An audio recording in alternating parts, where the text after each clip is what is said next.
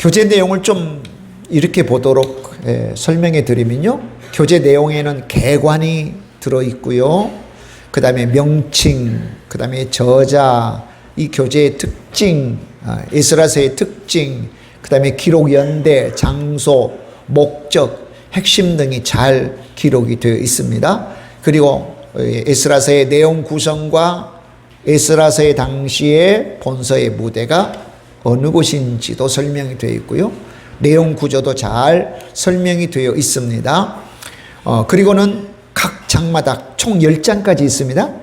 각 장마다 가장 먼저 숲을 좀 볼 수 있을 거예요. 숲, 개요입니다. 아주 중요한 그런 내용들을 전체적으로 요약한 개요를 장별 개요가 수록되어 있습니다. 두 번째는 문단이 있다면 문단 개요도 수록되어 있어요. 전체 숲을 보는 거거든요. 그리고는 세 번째는 각 절마다 설명을 붙였어요. 그리고 우리에게 적용할 수 있는 적용점도 붙였고요. 그리고는 나중에 제일 마지막은 뭐냐면 각 장을 이제 요약한 노트를 따로 드렸어요.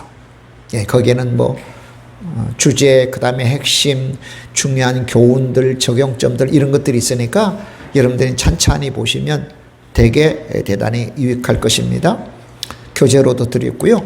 PDF로 만들어 자료도 예배방에 올렸고 우리 교회 홈페이지에 보면 또 유튜브 영상 자료도 각 장을 다 만들어서 올렸습니다. 어쨌든 내가 보고 싶으면 어느 곳을 통해서도 다 볼 수 있어요. 그러니까 제일 중요한 교재는 성경이죠. 성경을 보시고 또 설명을 들으시면 대단히 유익되리라고 믿습니다. 말씀 축제잖아요. 축제는 뭐가 많잖아요. 먹을 것도 많고 들을 것도 많은데 우리는 말씀 축제면 말씀이 풍성하게 나아갈 거예요. 그러나 시간적으로 한정이 있어서 그래서 교재를 만들어 드리는 거예요. 오래오래 두고 보시라고 만들어 드립니다. 여러분도 아는 것처럼 우리 교회는 이제 전반기에는 구약 성경을 처음부터 쭉 살펴봤어요. 벌써 에스라서까지 온 거예요. 후반기에는 신약 성경을 쭉 살폈어요.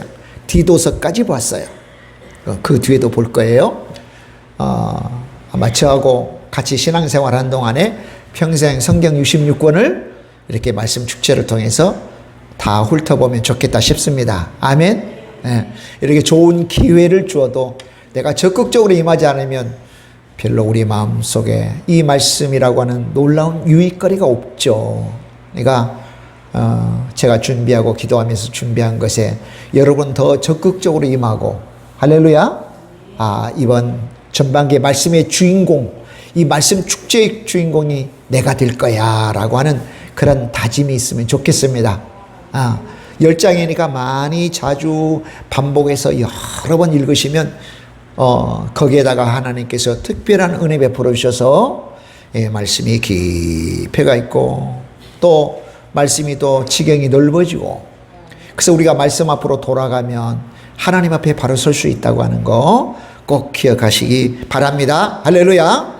자, 에스라서 간단히 요약하면 에스라라고 하는 사람의 이름을 딴 역사서입니다. 성경을 분류한다면 역사서, 에스라의 이름을 땄어요. 에스라라고 하는 이름은 도우신다의 뜻이에요. 도우신다. 그의 평생에 도우면 누가 돕겠어요? 하나님이 도우시는 인생은 얼마나 복될까요, 여러분? 하나님이 도우시는 인생은 얼마나 복될까? 우리는 도움만 주고 살 수 있는 존재가 아니에요. 때로는 도움도 주겠지만 늘 도움을 내가 받아야 되는 그런 연약한 존재들이에요. 그래서 이 에스라라고 하는 한 사람을 하나님께서 세우셔서 그를 도우셔서 포로 귀환하게 하시고 포로에서 귀환하게 하시고 말씀 사역으로 다시 신앙을 개혁하게 하시는 그 은혜가 이름 따라 기록되어진 에스라서에 담겨져 있습니다. 이 에스라는 이후에도 보겠지만 율법 학자예요. 율법에 능통한 학자입니다. 특별히 학자인데 율법에 능통했습니다. 그리고 대제사장의 후손이에요. 아론의 후손이에요. 왜 제사장이에요? 학자, 또 어떤 사람도 학사라고 표현하는데 뭐 괜찮습니다. 학사든 학자든 뭐 두 가지 표현 다 가능해요. 학자이면서 제사장인 에스라입니다. 그러면서 페르시아의 아주 고위 관료직에 있었던 사람. 에스라가 무엇인지 구하면 왕이 들어줄 정도의 아주 신뢰가 있는 사람이었어요. 그러니까 하나님께서 이 사람을 통해서 쓰시죠. 우리 다음 세대를 축복합니다. 우리 다음 세대도 국가의 어떤 사회의 고위 관료가 되어서 그의 신실함으로 인하여 어떤 말을 해도 그가 정직하고 공평하고 또 공정한 법 아래 집행하는 거로 영향력이 적지 않는 그런 인물들이 우리 교회 다음 세대에서 많이 나오기를 바랍니다. 할렐루야. 바로 에스라가 그런 인물이었습니다. 자, 주전 444년경 주전입니다. 우리가 뭐 기원전 뭐 그렇게 표현하잖아요. 기원 후 서기. 우리는 교회 다니는 사람이니까 주님 이전의 뜻의 주전이라고 그래요. 영어로는 BC라고 표현해요. B. 그 다음에 that하고 C 하잖아요. Before Christ. 그리스도 이전이라는 뜻이거든요.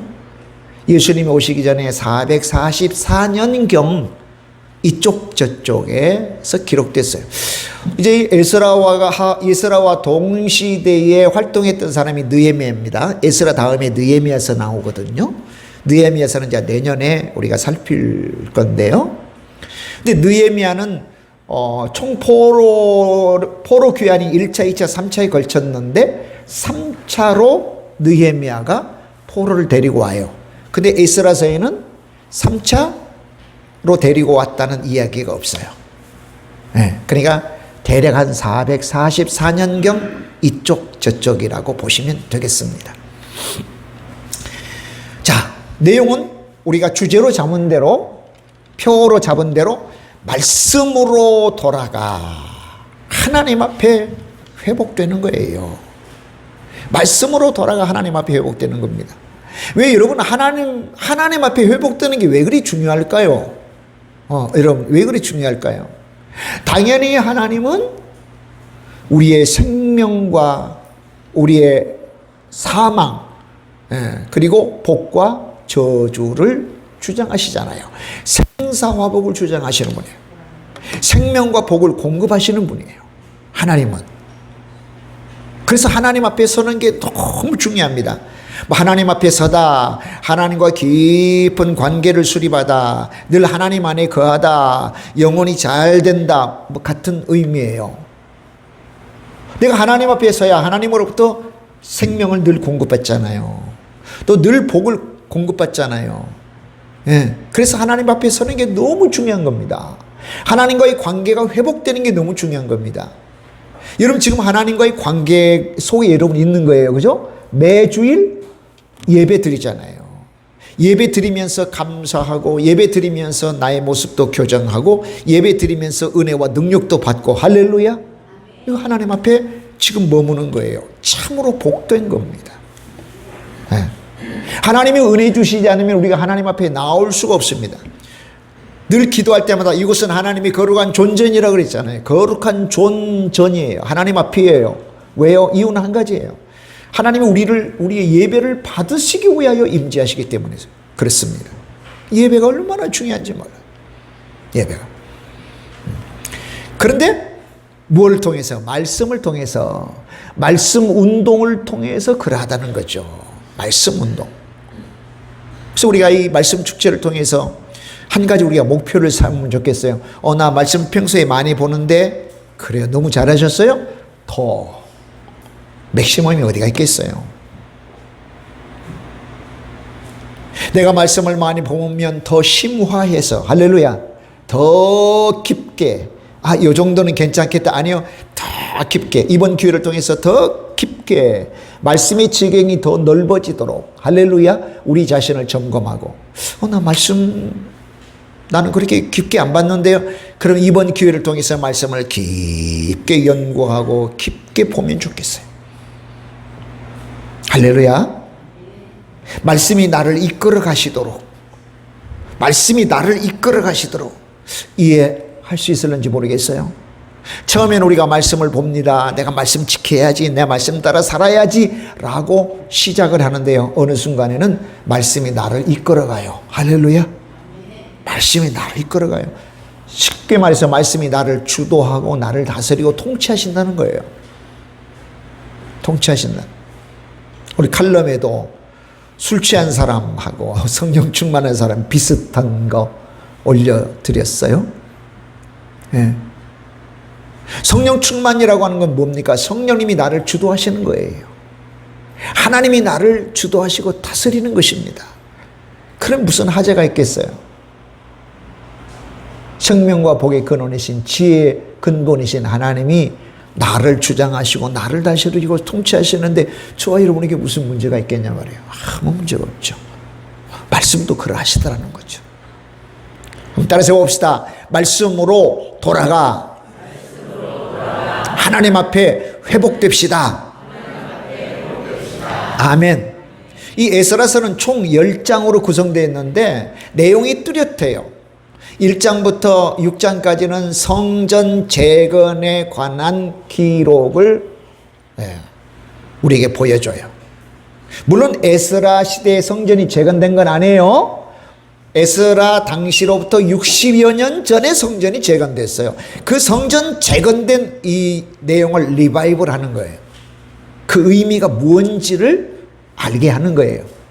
왜 성전이 재건돼야 되느냐, 성전 재건되는 과정이 뭐냐 하는 과정을 이제 귀환한 2차로 귀환한 백성들에게 쭉 이야기해 주면서 성전의 의미를 확실히 가르쳐 주는 거예요. 그래서 들어와서 성전 재건한 이야기를 1장부터 6장까지 하는 거예요. 자, 7장부터 10장까지는 현재의 시점으로 돌아와 그 백성들이 어떻게 하나님 앞에 회복되어야 되는가 하는 것을 이야기해요. 진짜 중요한 거죠. 우리가 먹는 거 너무 중요하죠. 입는 거 너무 중요해요. 공부하는 것도 중요하고 돈 버는 게 너무 중요한데 목적이 뭐죠, 여러분? 무엇 때문에 그래요? 전도서에서 그랬습니다. 솔로몬이 연구하고 경험하고 자기가 경험하지 않는 것은 모든 학자들을 다 동원해서 연구해 보라고 한 결과 내린 결론은 모든 것이 헛되고 헛되며 또 헛되니 헛되도다. 아니 모든 것이 다 헛되다 그랬어요. 헛되지 않는 게 아무것도 없어요. 헛되다라고 하는 것은 뭐냐면 입김과도 같다는 거예요. 후 하고 불면 잠깐 하얗게 보였다가 사라지는 것이 입김이에요. 헛되다. 우리 인생이 뭡니까? 사람은 뭐죠? 흙이잖아요. 아담은 아담아 북다에서 왔어요. 붉은 흙으로 지어진 존재라는 거죠. 이게 사람이에요. 사람의 삶이 글자로 표현하면 인생이잖아요. 인생은 흙과 같은 거예요, 여러분요. 별거 아니에요. 그러니까 헛되죠. 근데 인생을 좀 관조하고 묵상하고 하는 사람들은 야, 헛되구나. 내가 먹고 사는 게 무슨 의미가 있어? 내가 결혼하는 게 무슨 의미가 있어? 내가 공부하는 게 무슨 의미가 있어? 내가 먹고 사는 게 무슨 의미가 있어? 아예 태어나지 않는 게 좋아. 내 젊었을 때 내 삶을 끝맺음하는 게 좋아. 너무 고통스러워. 이런 성찰 아니면 성찰할 수 있겠죠? 허무주의 사고를 가진 사람들이 낼 수 있는 거예요. 이제 그런 사람들이 그럴듯하게 책을 쓰면 많은 사람들이 보고 충격받죠. 인생 헛되구나. 내 이렇게 열심히 공부해서 무슨 소용이 있어? 열심히 돈 벌어서 무슨 소용이 있어? 생을 마감하자 하고는 막 자살하고 그래요. 언뜻 보면 솔로몬의 그래 헛되고 헛되니 또 헛되며 헛되도다. 모든 것이 헛되도다. 뭐 살만한 가치가 뭐가 있나요? 근데 전도서에는 그 이야기만 나온 게 아니에요. 그 헛된 것도 하나님 안에서는 선물이더라. 할렐루야. 하나님 안에서 의미가 있더라는 거예요. 그 헛된 것도 의미가 있으려면 하나님 안에서 있어야 된다. 먹고 마시고 일하고 그 다음에 즐거움을 얻게 하는 모든 것들이 헛되지만, 그러나 하나님 안에서는 먹는 것도 선물이더라는 거예요. 할렐루야. 일하는 거 선물입니다. 수고의 낙을 누리는 게 너무나도 선물이에요. 내가 일하는 게 선물이 하나님에서는 이렇게 바뀌어지는 거예요. 그리고 우리가 하나님 안에 거하는 게 얼마나 중요한지 몰라요. 네. 우리가 사는 동안에도 너무 중요하지만 우리의 삶을 마감한 이후에도 너무 중요해. 다 죽으면 무슨 소용이 있어라고 하지만 다 죽은 이후에도 분명한 삶이 있습니다. 예수님을 믿고 죽은 사람에게는 영생 복락이 있습니다. 그러나 예수님을 믿지 않고 죽은 사람에게는 지옥 형벌이 기다리고 있죠. 그런 의미들이 하나님 앞에서는 되살아나는 거예요. 할렐루야. 아멘. 아멘, 아멘. 그래서 에스라가 두 번째 포로로 귀환하고자 하는 사람들을 데리고 와서 보니까 첫 번째 귀환한 사람들 거의 한 80년 전에 귀환했거든요. 첫 번째 귀환과 두 번째 귀환의 사이는 80년 정도 돼요. 근데 신앙생활 제대로 안 하고 있어요. 물론 처음부터 안 한 건 아니에요. 우리가 보통 경험하듯이 처음에는 열심을 가지고 감격하고 감동해서 신앙생활을 했지만 어느덧 나 자신을 추스리는 그런 영적 작업, 영성이 사라지게 되면 그냥 하나님을 섬기는 것도 그냥 시무룩해지고요. 열심을 내는 것도 열심도 사라져요. 마치 그런 상태에 있었던 백성들을 보고는 개혁해야 되겠다. 그렇지 않으면 망하겠다. 그러면서 에스라 보냄부터 옷을 찢으며 회개해요. 그러니 개혁 운동이 시작돼요. 즉 하나님 앞에 서게 되는 거예요. 서게 되는. 자, 이 내용이 에스라서에 담겨져 있습니다. 자, 한마디로 말하면 하나님과의 관계가 회복되게 하는 거예요. 하나님과의 관계. 좀 전에 말한 것처럼 왜 하나님과의 관계가 너무나도 중요합니까? 하나님은 우리에게 생명과 복을 주시는 분인데, 그러면 그 하나님과의 관계는 뭐를 통해서? 성전, 즉 예배를 통해서, 그리고 말씀을 통해서. 할렐루야. 하나님과의 관계가 돈독해지고 견고해지는 거예요. 성전 그 자체의 의미가 있는 건 아니에요. 성전에 계신 하나님을 신뢰하고, 할렐루야, 그 성전에 계신 하나님께 나아갈 때의 역사가 일어나는 거예요. 역사가. 자, 처음에 하나님께서 함께 계시는 하나님의 임재의 처소의 상징이 뭐죠? 성막이잖아요. 성막은 이동용 성전이라고 볼 수 있겠죠. 텐트니까. 아무래도 광야를 지나오면서 고정된 건물을 지을 수는 없잖아요. 하나님 앞에 나아가서 하나님께 은혜 받고 하나님과의 관계를 견고히 하려면 반드시 제사가 필요한데, 제사는 성전에서 드려져야 되는데 광야를 계속 옮겨 다니면서 견고한 집을 지을 수 없잖아요. 벽돌집이나 돌집이나 나무집을 지을 수 없으니까 하나님께서는 임시 성전인 텐트, 장막을 허락하셨어요. 그게 성막이에요. 치기도 하고 긋기도 하고. 그러다가 이제 가나안 땅에 들어가니까 이젠 정착해서 사니 임시 텐트, 텐트보다는 견고한 집이 필요하지 않습니까? 그래서 지어진 게 솔로몬 성전이에요. 얼마나 감격스러웠는지요. 그래서 솔로몬 성전에서 모든 제사가 드려지고 모든 헌신이 있어지잖아요. 근데 그 성전이 파괴돼요. 왜 파괴됩니까? 자, 성전의 의미는 성전 그 자체, 건물 그 자체가 중요한 게 아니고 성전에 임재해 계신 하나님 앞에 예배자들이, 제사하는 자들이 어떻게 나아가느냐, 이게 정말 핵심이고 중요한 건데 하나님 앞에 그렇게 나아가지 않았거든요. 그러니까 그 건물이야 무슨 소용이 있겠어요. 오늘 성전은 예수님에 대한 예표이기도 하고 예수님의 몸인 우리를 가리키기도 해요. 사랑하는 여러분, 성전된 우리, 그죠? 우리는 거룩한 성전이라고 고린도전서 3장 그리고 6장의 말씀을 하고 있는데, 성전된 저와 여러분의 삶이 하나님과 연관이 없다면 어떻게 되겠어요? 무너지는 거예요. 끔찍한 결과를 가져오는 거예요. 그리고는 택한 백성들이 뿔뿔이 흩어져서 포로되어 뿔뿔이 흩어지는 그런 일이 생기는 거예요. 그런 경험들이 있을 수 있어요. 아, 나 이전에 그랬어. 그런 가능성은 앞으로 우리에게도 있는 거예요. 오늘까지 내가 예수님 잘 믿었지만 내일은 이런저런 일로, 이런 일로 예수님을 떠나면 내 몸이 비록 성전이지만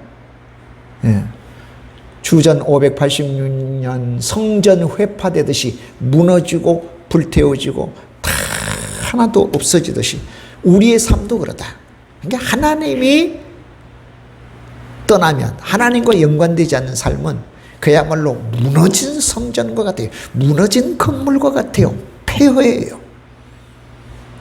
아니, 그런 대로 먹고 살고 그러는데요, 아무리 부자라도 내끼 먹습니까, 여러분? 아, 요즘은 돈 많은 사람들이 더 적게 먹더라고요. 요즘 돈 많은 사람들이 더 적게 먹어요. 그러면서 막 건강도 너무 잘 관리하고 먹는 게 너무 중요하고 입는 게 너무 중요하고 거주하는 게 너무 중요하지만, 그러나 이거 하나님 안에 있을 때 의미가 있는 거다. 하나님이 우리 가운데, 성전된 우리 가운데 떠나면 폐허예요. 우리의 삶은 뿔뿔이 흩어져 포로된 삶을 살 수밖에 없는 그 중요한 내용이 에스라서에서 담겨져 있는 거예요. 자, 그러면 1장 한번 보자고요. 1장 우리가 읽어봤잖아요, 그죠? 자, 1장. 1장은 한 줄 요약하면 뭐냐면, 야, 너희 돌아가라. 따라서 봅시다. 돌아가라. 성전 지어라. 하나님 섬겨라. 다시 한번 돌아가라. 성전 짓고 하나님 섬김에 살아라. 그거예요, 그거. 그러니까 우리가 계속하면서 이제 연도가 좀 나오긴 할 거예요. 연도. 뭐 수십 개, 수백 개를 외울 필요는 없지만 몇 가지 중요한 연도는 꼭 외우시면 좋겠어요. 예. 유다가 멸망한 연도, 다시 해방된 연도, 2차로 귀환한 연도, 이런 연도 같은 거 있잖아요. 예. 주전 586년에 예루살렘이 망했습니다. 솔로몬 성전이 완전히 무너져 버렸습니다. 예. 그런 전쟁사는 별로 없어요. 좀 특이하죠. 요즘도 이란하고 이스라엘 전쟁이 일어나는데 워낙 무기들이 파괴력이 있잖아요. 보니까 뭐 이게 집성탄이라고 하나요? 예, 포탄 하나에 작은 포탄이 수백 개 있어서, 예, 그 집성탄이라고 해요. 그게 너무 살상 무기죠. 그건 사용이 금지된 무기거든요. 예. 그냥 한번 떨어지면 그 근방만 해야 되는데 범위가 훨씬 넓어 살상 효과가 너무 큰 거예요. 근데 옛날에는 그런 포탄이 없었잖아요. 옛날에는 활, 뭐 창, 고장하면 공성추, 공성퇴 이런 것을 좀 무너뜨렸는데 한번 생각해 보십시오, 여러분. 네. 아니, 무너뜨리는 것도 힘이잖아요. 웬만하면 전쟁에 가가지고 항복시키고 굴복시켜서 조공 약속받고 통치받겠냐? 네, 그러게 하겠습니다. 그럼 돌아오잖아요. 근데 정말 많은 사람을 죽이고 많은 사람을 잡아가고 건물을 불태우고 그 견고한 성전을 다 허물어 버렸어요. 이것도 적은 일이 아닐 것 같아요. 제 생각에는 왜 그런 일이 벌어졌느냐는 거예요. 예. 물론 정치적 갈등이라고 표현하겠지만 성경에서 보면 하나님의 예언이 성취된 거예요. 실은 하나님의 예언이 성취된 거예요. 요거 성전 무너질 거야 그랬어. 근데 유다 백성들은 안 믿었거든요. 하나님의 말씀이 주어져도 안 믿었어요. 이게 문제예요. 오늘 저와 여러분이 하나님의 말씀이 주어지는데도 내 형편과 내 처지와는 안 맞아 하고 말씀을 옆으로 제껴놓는 그런 어리석음을 절대로 범하면 안 돼요. 범하면 안 돼요. 어쩌면 한두 번 말씀을 제껴놨어도 아무 일이 일어나지 않았을 거예요. 이걸 어떻게 해석해야 돼요? 내가 이렇게 해도 오류가 아니구나. 잘못이 아니구나. 근데 베드로는 베드로서에서 뭐라고 하죠? 하나님의 인내, 많은 사람을 구원하시기 위한 하나님의 인내라고 표현해요. 하나님께서 참아주시는 거지 너희의 행동에 대한 합리성을 보여주려고 하는 게 아니다. 그러니까 저와 여러분이 하나님의 말씀을 제껴놓는 그런 우를 범하면 안 돼요. 근데 자, 구약 백성은 신약 교회의 거울이에요. 거울과도 같아요. 예. 근데 그들은 뭐냐면 하나님께서 너희들이 나를 떠나면 이 성과 이 성전 허물어질 거라고 그렇게 했음에도 불구하고 콧방귀 낀 거예요. 안 믿은 거예요. 그러자 주전 586년에 바벨론이 예루살렘 성을 허물고 성전을 완전히 허물어뜨린 겁니다. 그리고는 많은 포로들을 바벨론으로 잡아갔습니다. 이게 바벨론 포로 또는 바벨론 유수라고 하는 것으로 표현을 한 사건이죠. 자, 그로부터 바벨론 다음 나라가 뭐냐면 페르시아예요. 성경에는 바사라고 표현되어 있죠. 페르시아의 원년으로 세워진 왕이 고레스예요. 성경은 고레스, 때로는 여러분 다른 데서는 키루스라고 볼 수도 있고요. 사이러스, 사이프러스라고 또 들을 수도 있어요. 고레스, 성경에는 고레스라고 표현된. 뭐 이렇게 진행하면서 좀 나중에 또 시간이 되면 추가로 설명을 하겠습니다만은, 그런데 놀랍게도 뭐냐면 그 왕이 예언된 거예요. 성경에. 이미 그 고레스가 나오기 전에 출현되기 전 한 200여 년 전에 이사야서를 통해서 고레스 이름이 나와요. 고레스라고 하는 이방의 한 사람을 택하여 내가 내 종으로 삼아 내 일을 이루게 할 것이다. 그러니까 고레스가 페르시아를 세우면서 첫 번째 하는 칙령이 뭐냐면 1절부터 나오는 내용이에요. 유다 백성들은 자, 포로되어서 지금 살고 있는 자들은 다 돌아가라. 단순히 돌아가는 게 아니에요. 성전 짓고 하나님 잘 섬기며 살아라. 이게요, 핵심 메시지예요, 여러분. 돌아가라. 성전 짓고 하나님 믿고 잘 살아라. 오늘 저와 여러분의 삶의 목적에 대해서 이야기해 주는 부분이거든요. 따라서 봅시다. 성전 짓고 하나님 잘 섬기며 삽시다. 아멘. 네. 물론 1차적으로는 성전이라고 하는 건물도 의미하지만, 그러나 궁극적으로는 성전 건물만 의미하는 게 아니에요. 즉 성전에 임재해 계신다고 상징되어지는 하나님을 잘 섬기며 살라는 거거든요. 아니, 이 사람이 웬일로 너희가 다 돌아가 성전 짓고 하나님 믿고 살아라. 근데 성경에는 이 사람을 하나님의 종으로, 내 종이라고 표현했어요. 물론 고레스가 그가 신앙의 사람이었는가라고 하는 것은 별개의 문제입니다. 하나님의 종이라고 하는 것은 하나님이 하나님의 뜻을 이루는 데 쓰셨다라고 하는 표현으로 보시면 좋겠어요. 그가 신앙인이었어, 하나님을 믿는 사람이었어, 아닐 수 있어요. 단지 하나님의 말씀을 성취시키는 일꾼으로, 수단으로 사용되었을 가능성이 너무 많아요. 그럼 모르죠. 그가 또 신앙을 가졌는지는 모르겠지만, 그러나 고레스의 신앙 상태는 뭐예요? 성경에서는 표현하지 않습니다. 단지 하나님께서 예언한 것을 성취하는 도구, 수단으로 쓰임받았다. 그걸 보면 하나님은 믿어 택한 자들을 기름 부어 사용하기도 하지만, 불신자들, 신앙이 없는 자들도 하나님이 쓰시는 거예요. 하나님의 뜻을 위해서는 쓰셔요. 하나님이 사용하지 못하시는 것은 아무것도 없어요. 이 하나님을 우리는 믿고 신뢰하고 이 하나님을 의탁해야 됨을 분명히 믿습니다. 아멘. 그럼 여러분, 이스라엘 역사는 뭐예요? 가나안 땅에 들어가는 역사와 쫓겨나는 역사예요. 가나안 입성의 역사와 쫓겨나는 역사예요. 근데 가나안 땅에 들어가는 것은 뭐예요? 순종의 역사. 순종했어요. 왜 쫓겨났습니까? 불순종했어요. 그렇게 어렵질 않아요.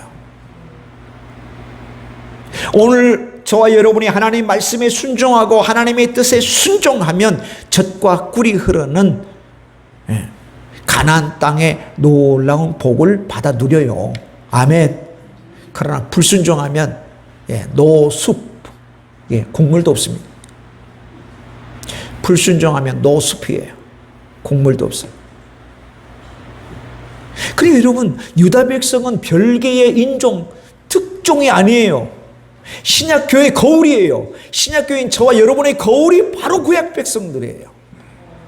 그러니 왜 저 사람들은 쩔었나 라고 하는 시각이 아니라 그 사람들 속에서 나의 모습, 우리의 모습을 발견할 수 있어야 돼요. 아멘. 나도 그러한 불순종의 기질이 있구나. 여차면 불순종하는구나. 여차면 허물어지겠구나. 여차면 포로되겠구나. 나도 말씀으로 돌아가 하나님 앞에 바로 서야지라고 하는 그러한 거룩한 도전이 우리 가운데 있어야지. 할렐루야. 거울이랬잖아요. 거울. 그렇습니다. 자, 1절로 4절은 돌아가라고 하는 거예요. 자, 그 다음에 그럼 5절로 8절은 뭐냐면 유다 백성들이 그 말에 반응을 해요. 고레스의 말에 반응을 해요. 야, 돌아가자, 돌아가자, 돌아가자. 감동을 받고 돌아가려고 하는 사람들의 반응을 기록해 놨습니다. 그러면 다 포로민들이 다 돌아왔을까요? 다 안 돌아왔어요. 다 안 돌아왔어요. 근데 고레스는 야, 일부만 돌아가 그러지 않았어요? 다 돌아가라 그랬어요. 자, 애굽에서도 포로됐잖아요. 그죠? 애굽에서 살았죠. 그죠? 하나님은 바로에게 내보내려 했는데 바로는 안 보내려고 그랬죠. 왜? 경제적인 손실이 너무 크기 때문에 그래요. 공짜로 일 시켜 먹잖아요. 공짜로 성벽 짓게 하잖아요. 근데 이스라엘 백성들 내보내면 손해가 너무 막급하니까 할 수 있으면 안 보내려고, 단 한 사람도 안 보내려고 그랬어요. 근데 고레스는 다 가라 그래요. 다 너희들 다 올라가라. 그런데 다 올라오질 않아요. 다 귀환되질 않아요. 왜냐하면 벌써 포로에서 잡혀왔지만 어느 정도 기반을 잡고 사는 사람들 있잖아요. 그 사람들이 자기의 기반을 다 내려두고 다시 가서 개척해야 되는 예루살렘으로 올라가는 게 너무 심란하고 힘들어 보였을 수도 있어요. 근데 거기에 일부의 사람들이 약 5만 명 정도는 일어나서 반응을 했어요. 성령의 감동을 받아서 출발한 거예요. 자, 그리고 9절로 11절은 뭐냐? 바벨론의 느부갓네살이 예루살렘 성전을 회포하면서 다 가져갔던, 물론 이제 그 전에도 전에 왕들이 가져갔던 그런 기물들을 전부 다 반납해요. 또 이 기물, 성전의 기물들 있잖아요. 성전에 하나님 앞에 제사하는데 필요한 기물들을 다 반납시켜 가지고 가라.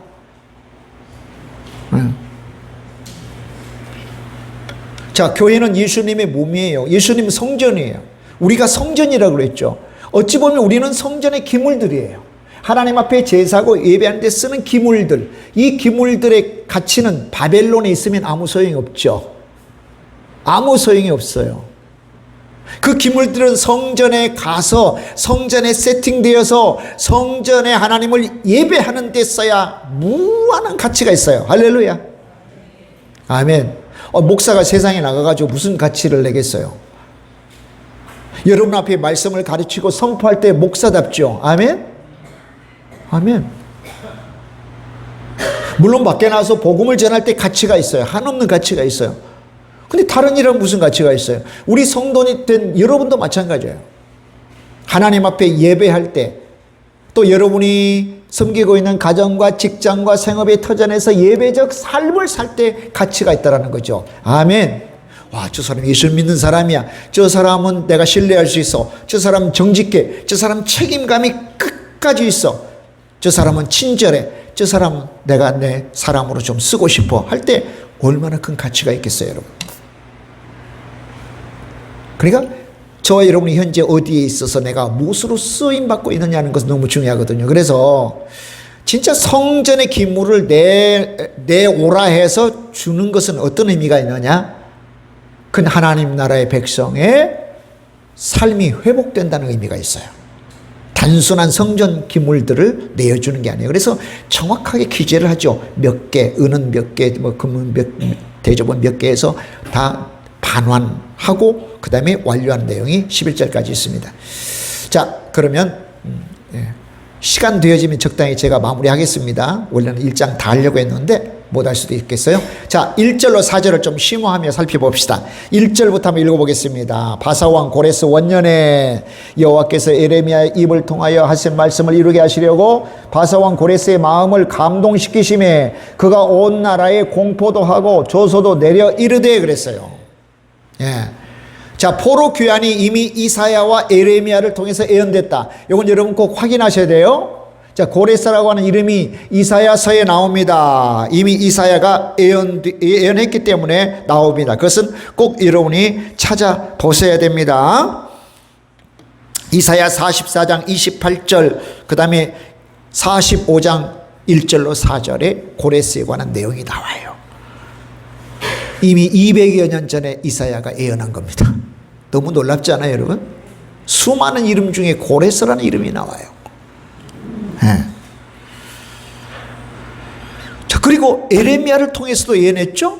에레미야는 어떤 예언했어요? 70년 만에 돌아올 거다. 70년 만에. 몇 년 만에 돌아온다고요? 70년 만에 돌아올 거다. 70년 만에. 에레미야 25장 11절, 12절, 29장 10절. 요야김 4년 605년에 예언한 거거든요. 약 70년 지나는. 그래서 여러분, 자, 70년을 어떻게 산정하느냐는 것은 두 가지 측면이 가능해요. 70년. 그러니까 유다 예루살렘이 세 차례 공격에 무너졌어요. 첫 번째 공격이 주전 605년이에요. 605년에 공격받아서 포로로 끌려가죠. 우리가 잘 아는 다니엘과 그 세 친구처럼 아주 가능성 있는 젊은이들을 많이 끌고 갔어요. 바벨론이. 두 번째로 와서는 597년인데 우리가 잘 아는 에스겔 선지자 있죠? 에스겔과 함께 많이 끌고 갔어요. 세 번째는 586년 이제 와서 완전히 무너뜨린 거예요. 그러니까 포로에서 귀환된다고 하는 건 뭡니까? 회복된다고 하는 것은 포로에서 회복된 걸 의미한다면 605년부터 카운트하는 거예요. 605년부터 카운트하면 538년에 고레스가 원년 페르시아를 세운 때예요. 그러니까 거진 70년이 돼요. 그렇게 포로에서 귀환한 날짜를 연도를 70년 계산하는 방법이 있고, 또 하나는 뭐냐면 하나님의 택한 백성들의 삶의 중심은 뭐가 있어요? 성전이 있잖아요. 성전 하나님이 계시잖아요. 하나님이 없는 삶은 완전 무의미해요. 아까도 말한 것처럼 솔로몬 이야기했잖아요. 완전 헛되요. 하나님이 계셔야 비로소 의미가 있어요. 그러면 성전이 파괴된 586년부터 카운트해서 70년을 하면 뭐가 나오냐면 제2성전, 즉 수룹바벨 성전이 516년에 재건되어지는 그 무렵이 딱 70년이 카운트가 돼요. 그러니까 두 가지 측면으로 바라보시면 좋겠어요. 하나는 뭐냐면 땅을 잃어버려서 집과 터전을 잃어버리고 포로되었던 상태에서 70년 후에 다시 돌아온다고 하는 의미 하나 하고, 또 영적인 의미로 뭐예요? 하나님을 향한 믿음을 잃어버려서 성전 예배를 잃어버렸는데 그 다시 제사와 예배가 회복되어지는 주전 516년 제2성전이 지어진 때를 염두에 두시면 좋겠다 싶습니다. 아멘? 오늘 저와 여러분의 회복 한번 보자고요. 뭐가 회복돼야 돼요? 삶이 회복돼야 되겠죠. 학생은 공부하는 학교가 회복돼야 되겠죠. 여러분 전쟁 상황 가능합니까? 그 우리나라 6.25 전쟁 때 서울에서 피난 가서 막 부산에서 학교, 임시학교 여러 가지고 그래도 공부는 계속했단 말이죠. 근데 공부할 수 없다고 생각해 보세요. 또 일할 수 있는 직장, 일할 터전이 없습니다. 지금도 우리 생각에 아니 왜 저 사람들 일 안 하고 왜 굶지? 일할 데가 없는 거예요. 다른 제3세계는. 우리는 3D 업종이라고 다 피하죠. 회피하죠. 일할 장소가 없어서 일하는 게 아니에요. 어렵다고 더럽다고 힘들다고 안 하는 거예요. 다 외국인 사람들 다 써서 고기도 잡고 농사도 짓고 공장도 다 돌아가는 거예요. 일할 데가 없는 게 아니에요. 참 우리나라처럼 천국 가도 같은 데가 없어요. 얼마든지 내가 일하고 싶으면 일해요. 다만 내가 조건을 걸죠. 더러워, 더티해, 너무 힘들어, 그 다음에 위험해 라고 하는 3D 업종 때문에 피하는 거죠. 그런데 여러분 외국에 나가면 젊은이들, 장정들이 놀고 있어요. 일할 데가 없는 거예요. 그런데 보세요. 그 장소가 회복이 되잖아요. 삶의 터전이 회복되는 거예요. 이게 진정한 회복이에요. 두 번째는 신앙이 회복되는 거예요. 아무리 다른 거 다 회복되어도요, 신앙이 회복되지 않으면 그 회복된 거라고 볼 수 없습니다. 신앙이 앞설 수도 있어요. 신앙이 앞서고 그 다음에 우리의 삶이 회복돼야 돼요. 그래서 이 1장 나중에 보면 뭐예요? 성전 짓고 다 처소 장막으로 돌아가서 살아요. 그게 진정한 삶의 회복입니다. 할렐루야. 아멘. 아멘. 아멘. 자, 1절 마음의 감동을 받았다. 1절 다시 한번 보면 보세요. 예레미야 입을 통하여 하신 말씀을 이루게 하시려고 바사왕 고레스의 마음을 감동시키시네. 요 부분만 하고 마무리하자고요. 감동시켰다. 감동시켰다. 하나님은 하나님의 택한 백성들의 마음을 감동시키십니다. 할렐루야. 그렇잖아요. 성령께서 우리를 감동시키잖아요. 근데 하나님을 믿지 않는 사람도 하나님께서 쓰시려고 마음을 움직이셔요. 잠언에 보니까 왕은 자기가 계획된 대로 수로를 내요.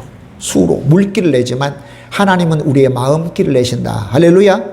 우리의 마음을 감동시키고 움직이시는 분 하나님이십니다. 아멘. 내가 사람들 마음을 움직일 수도 있겠지만 너무 어려워. 그래서 우리는 하나님을 움직여서 하나님이 그 사람 움직이도록 해야 돼요. 내가 우리 자녀들을 움직이려고 하지 말고 내가 하나님을 움직여 하나님이 내 자녀, 내가 내 남편 움직이려고 하지 말고 내가 하나님 움직여 하나님이 내 남편 움직여. 그래서 우리가 성령 하나님께 열심히 기도하고 그 하나님을 믿고 의탁하고 나아가는 게 너무 중요한 거예요. 그러면 이런 믿음의 체계가 없는 사람들은 어떻게 할까요? 내가 가지고 있는 수단과 방편과 방법과 지혜와 경험과 경륜과 심지어는 순발력을 다 동원해서 사람을 움직이려고 하잖아요. 얼마나 힘들어요. 근데 또 사람은 변하지도 않아. 안 변해요. 근데 성령 하나님께서 감동시켜주면 변하더라는 겁니다. 할렐루야. 변하더라는 거예요. 한번 생각해 보십시오. 지금 고레스가 정치인 아닙니까? 왕 아닙니까? 자기 나라의 경제적인 활동을 담당했던 유대인들이 싹 빠져나가면 어떻게 되겠습니까? 그럼에도 불구하고 유대인을 보내주는 것입니다. 시편 137편 보니까 우리가 강가에 수양버들의 수금을 걸어놓고 울었다 그랬어요. 그냥 강 마실 나간 게 아니에요. 소풍 나간 게 아니에요. 운하 파는 강이에요. 운하예요. 그래서 바벨론에서 그 운하 사역을 작업을 굉장히 많이 했어요. 이 포로된 사람들 와가지고 편하게 지내요? 아니죠. 일 시켜 먹잖아요. 노동 시켜 먹잖아요. 그런데 그 노동력이 경제의 빵꾸가 날 정도인데도 불구하고 고레스가 너희들 나라 돌아가서 제발 성전 짓고 하나님 좀 잘 믿어 살아. 그렇게 한 데에는 하나님의 감동하심이 있더라. 할렐루야. 이거 우리가 간과하면 절대 안 되는 거예요. 우리 신앙의 체계는 뭡니까? 종교 체계와 다릅니다. 종교는 내가 원하고 내가 바래서 내 욕심이든 내 욕정이든 내 욕망이든 이것을 채우려고 어떤 종교 체제를 만들어 내가 나아가지만, 선택해서 나아가지만, 신앙은 안 그래요. 신앙은 하나님께서 나에게 대한 하나님의 뜻에 대해서 반응하는 게 신앙입니다. 할렐루야. 정반대예요. 이거를 이해하지 못하면 제대로 된 신앙생활을 하지 못하죠. 그러니까 벌써 1절에 하나님이 감동시키셨다고 하는 것은 오늘 우리도 감동시키신다. 그 감동시킨 하나님 앞에 겸손히 나아가는 거예요. 하나님. 근데 또 하나, 하나님이 감동시키시되 악을 행하도록, 죄를 범하도록 감동시키실까요? 전혀 그렇지 않아요. 항상 하나님의 선하신 뜻을 이루도록 감동시키는 거예요. 그러니까 저와 여러분도 하나님 성령님으로 감동케 하시옵소서. 성령님 감동 주십시오.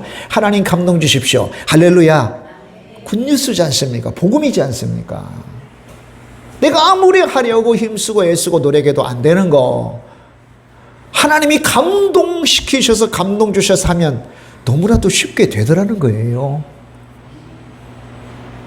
그리고 어떤 정치적인 교리도 있지도 않고 가서 뭐 협상 테이블에 올리지도 않았는데 고레스가 지가 스스로 하나님의 감동받아서 유다 백성 짐 싸서 올라가 성전 짓고 하나님 좀 제발 좀 잘 믿고 섬기라고 하는 것은 유일하게 하나님이 감동시켰구나라고 하는 것 외에는 해석이 안 되는 거죠.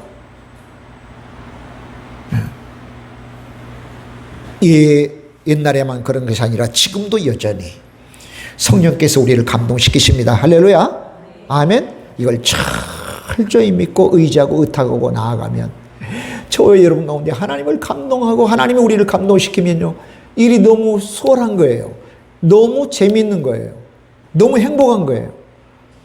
이게 2000년 전 성령님의 강림, 성령님의 감동을 받은 제자들의 삶이었다는 거죠. 그 성령님은 오늘 저와 여러분 가운데 늘 함께 하셔요. 거하셔요. 그래서 우리를 늘 감동케 하세요. 그래서 중요한 건 하나님께서 감동하실 때 귀를 열고 눈을 열고 순종하기만 하면 되더라는 거죠. 아멘. 할렐루야. 오늘도 하나님께서 우리를 감동케 하셔요. 또 말씀으로 돌아가라. 말씀으로 돌아가라. 그리고 하나님 앞에 회복되라. 말씀으로 돌아가서 하나님 앞에 회복되라. 이게 성령께서 우리에게 주시는 감동이더라. 여기에 반응은 이제 우리의 몫이에요. 목사님 아무리 말씀 전해도 나는 예전처럼 살래요. 성경 한 장도 들춰보지도 않고 말씀 반복해서 듣지도 않고 말씀을 알려고 하는 노력도 하지 않고 그럼 무슨 소용이 있대요? 아무 소용이 없는 겁니다. 따라서 봅시다. 성령께서 감동 주십니다. 말씀으로 돌아가렵니다. 말씀으로 돌아가겠습니다. 아멘. 기도하겠습니다.